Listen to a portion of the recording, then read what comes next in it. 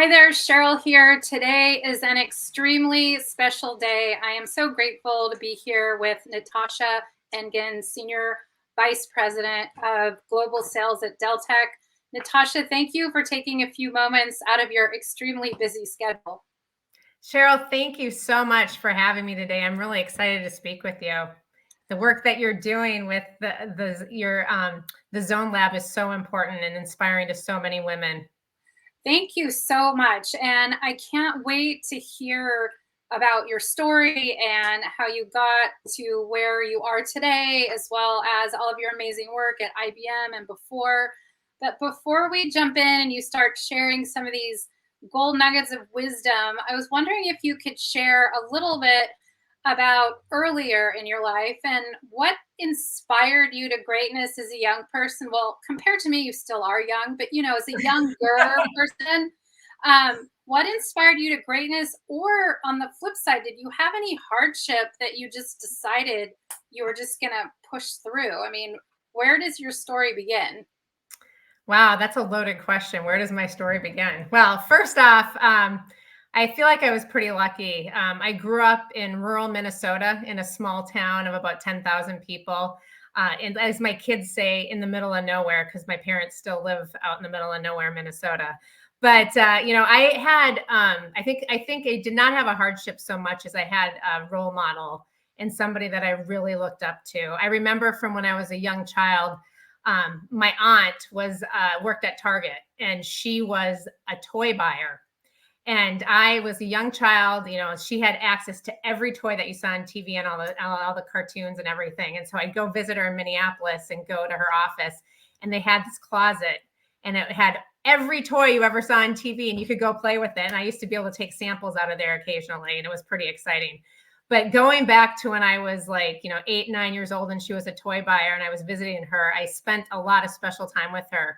And later on, I think when I was in high school and when I went to college and I ended up going to Mount Holyoke, I didn't realize, which is a women's college in Massachusetts, I didn't realize how unique an opportunity that was.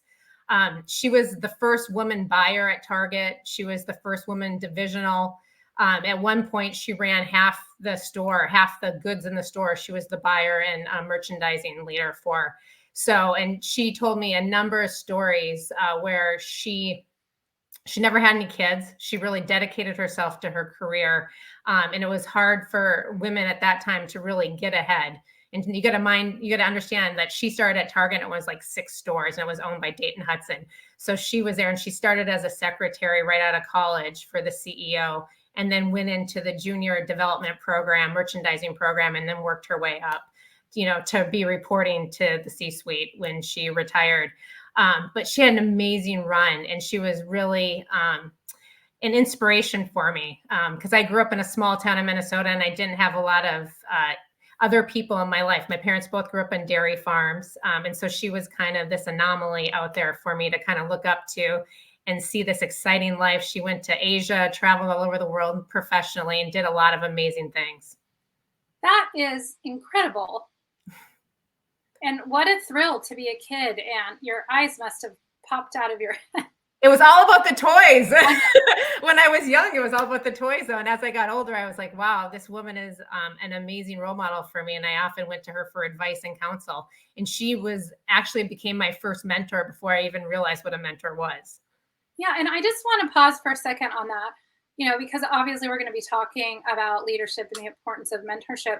But imagine if two things: if you didn't have your aunt, or if she took no interest in you, and she was not very friendly, not welcoming, not inviting you in to her world. I mean, it could potentially have altered the trajectory of your life. Completely, right? Because life is all about the opportunities you have and then what you make of them. And Absolutely. and it's not just that she provided you with opportunity, she provided you with a feeling, right? A feeling of, this is amazing. You can do it. Come in with me. And so I think that that's really a great springboard into our discussion on mentorship and the importance, because, before we went live, we were talking a little bit about how, not to generalize, but a lot of women are, we have to check all the boxes. We're very thorough. And before we raise our hand or apply for something or throw our hat into the arena, we want to make sure we're qualified and, that type of thing, where sometimes we get overlooked because our male counterparts are more vocal.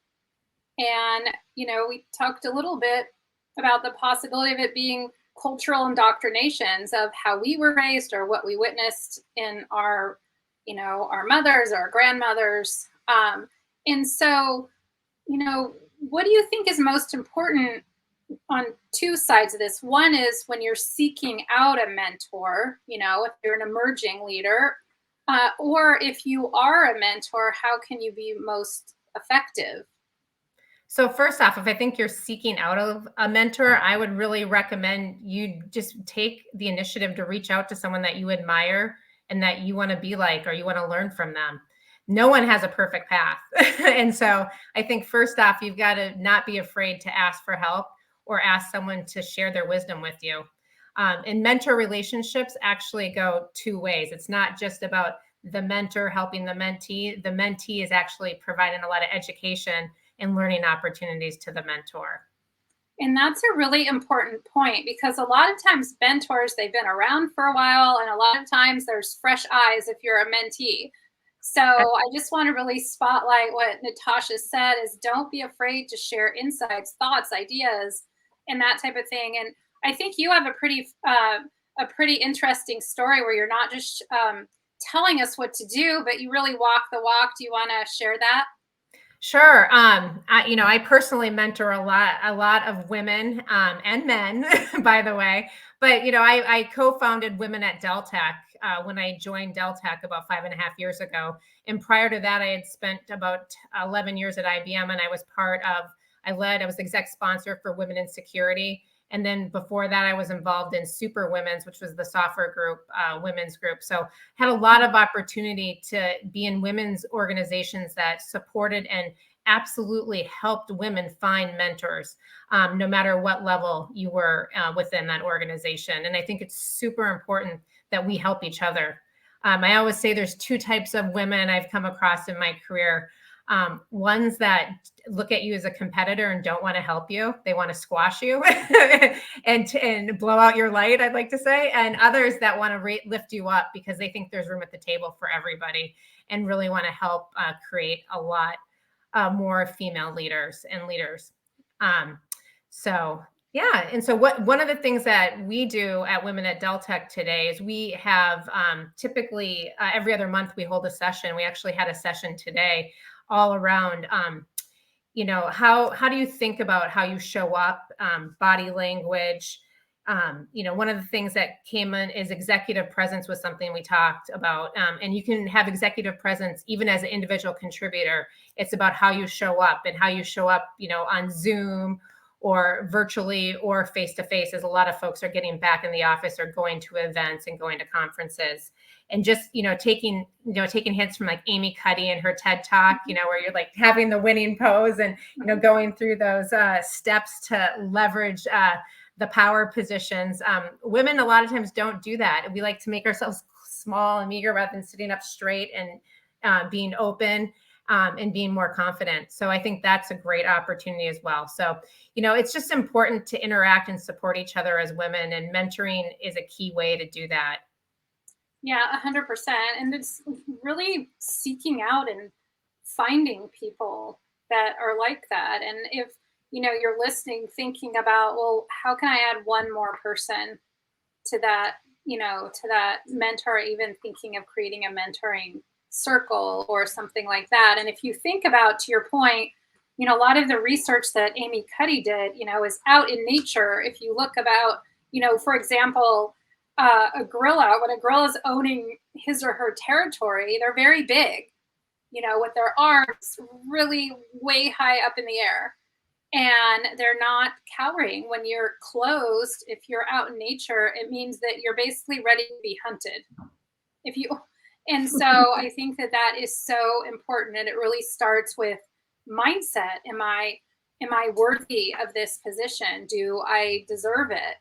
And, so that That being said, we talked a little bit about mindset because, putting on my coaching hat for a moment, a lot of this journey starts with before you can start mapping out a plan and what to do. It starts with, well, what mindset? How can we develop a world class mindset and gain real clarity around what we want and deserve? So, is there been a mindset that's really helped you go from that trajectory from when you started all the way up through IBM and to where you are today? Yeah, I would say the number one thing that I've done is really try to make time for working out, meditation. I have to admit, I fall off the rails sometimes because it's sometimes life happens and other things get in the way. But for me, when I take the time for myself to take care of my own mental health and my physical health, I'm in a much better position to take care of the people I care about in my family and my kids, as well as those at work. Because I feel like no matter if you're leading yourself or leading others, you show up better and you show up in a better position to lead others and give your whole self to them and to whatever position you're in when you're taking care of yourself physically and mentally. 100%. I could not agree more. And a lot of times, uh, this is easy to happen. And well, early when the pandemic started, people, I think at least from the hundreds, if not thousands of people I've talked to, they thought they'd have more time, but actually it never really felt that way. And so that is so important. And just to start little and be consistent. If you're listening and you're like, that's an amazing idea, but just, yeah, start small and be consistent. It's so important. It is. And I think when you have that physical time or that time for yourself to get clarity, you're also able to make better decisions. And I've leveraged it to actually make career shifts and to consciously make career decisions to leave companies where I wasn't getting what I needed and let others be in control of my career steps and my next role versus me being in control and doing what I want to do, what's right for me in my life and the balance that I want to strike professionally and personally. Yeah, and I would like you to elaborate on that because I think if we're running really hard and not taking that pause, not taking care of ourselves, and then we're in reactive mode. And reactive mode means that we do what everyone puts on our plate, or we might shift to a different department because someone says we should. And so we were talking a little bit earlier about being open to a move if someone thinks that you might be good at something that you're not necessarily feeling competent at, but also the ability to be discerning about saying, well, thank you for offering that, but this is what I want to do. So can you share a little bit about, when you were making some tough decisions and, the importance of taking that time and taking care of yourself and how it facilitated a decision that was right for you? Absolutely. Let me say that I've made some crazy decisions too, though, along the way. I'll give an example. Before I was still working out, I was doing it, but I don't think I was as mindful in my decision making. When I was younger in my career, probably around 28-ish, I had a management job in a software company, and I was about ready to get married. So I went off, got married, came back from my honeymoon. I get back literally 2 days after I get back from my honeymoon. My boss and the head of sales said to me, "We have a foreign assignment in Asia. Are you interested in doing it for 1.5 to 2 years?" I said, "Give me the evening. Let me go talk to my husband, my new husband." I came and my husband and I talked about it, and I knew, and we just gotten married, newlyweds. We didn't have any children at the time, and my husband's a lawyer and can't live internationally, so he couldn't go with me. And he had his own law firm at the time, and but we decided that this was the best thing for me in my career long term is let me go on and take this foreign assignment now before we had children. So I did. I went back the next day, and I don't think these gentlemen thought I was ever going to take this role. They're like, there's no way this woman who just got married and her husband's not going to let her leave for 2 years and just go run a business in Asia Pacific and see him like once a month or once every 2 months. But I did. I went for it. And it was one of the best decisions I ever made. I learned so much. I was outside my comfort zone almost every day. And I was often the only female in sales and leadership and technical meetings with some of the biggest companies in Asia. And it was an awesome growth experience for me and an amazing opportunity. Well, I want to comment on two things. First of all, you have an amazing husband. Yes, it matters who you marry if you get married. Yeah. So if you're considering getting married, be mindful of this story. And then also good for you. That took an immense amount of courage. And I think it probably seems like it was like the springboard to everything else. Like, well, if I can do that, then maybe I can do this, maybe I can do that. And so good for you. I definitely think it was a springboard. And that company I worked for was later, when I was over in Asia, was acquired by IBM. And then I spent 11 years at IBM. But I spent and I came back pregnant when I came back from my foreign assignment. By the way, my husband was visiting me every other month. But I came back to the US and had a number of leadership roles at IBM and an amazing amount of opportunity because they had a lot of focus on DE&I. So diversity, equity, and inclusion at the time, which I don't think I realized how amazing it was because I'd worked at a small software company that the entire executive team was male except for the head of HR, who was female at the time. So, and then I go to IBM and then you get more diversity, more opportunity, more tracks and programs for women and minorities. And so it was a real eye-opening experience for me. And I had an amazing opportunity to have roles I never would have had if I'd been at a smaller company. I was in a new role every 12 to 18, I think 24 months was the longest time I was in a role, but I had a number of opportunities every about 18 months in different business units, different businesses, everything from turnaround of legacy businesses to fast growing startup businesses. And it was just an awesome experience. But then I decided, I needed to take some time for myself and my family. And so I opted to leave and go to a smaller company where I could have more balance. Yeah. So it seems like you've been at the right place at the right time and have made some really good decisions. And so for any emerging leaders that are watching, would you encourage them to maybe just go for it and maybe some opportunities if they feel like in their gut and their heart are right, but maybe they don't make 100% sense? What would your advice be? Well, a lot of times women, we have imposter syndrome. A lot of people have imposter syndrome where they don't feel like they are deserving of an opportunity. And as women, we tend to think that we've got to check every single box on a job description before we can apply to a job. I can be guilty of that, but there've been times when I've been just throwing my name in the hat and gone for it. I really recommend that if there's an opportunity that presents itself, you got to weigh the pros and the cons, but even if you check 30% of it, go for it. If you got an opportunity, you got to go for it because we don't ever regret. I know this is kind of cliche to say this. We never regret the things we do. We regret the things that we don't do in life. Yeah, I just have a couple quotes from you that I'm writing. Sorry. No, I think that's great. If you can check 30% of the boxes, go for it. So if you didn't hear that, I think that is sticky note worthy. If I can check 30% of the boxes, go for it. 100%.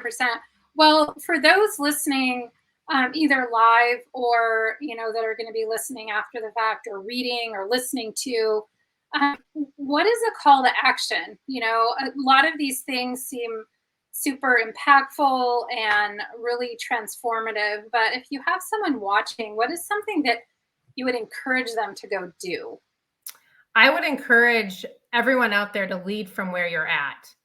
And one of the things that when you're doing that, doesn't matter if you're an individual contributor, a first line manager, a VP, an executive, you just need to lead where you're at because everyone has the opportunity to be a leader. And the other thing is just be courageous. Be courageous in your leadership. Do the right thing, have a North Star, and act with integrity. I think that is amazing advice, and I think it will for sure go far, especially during this kind of what feels like a disruptive time. And, Natasha, thank you so much for your time and sharing your wisdom. I wish you all the continued success, and I look forward to following your journey. Thank you so much, Sheryl. It's been a pleasure to spend time with you today.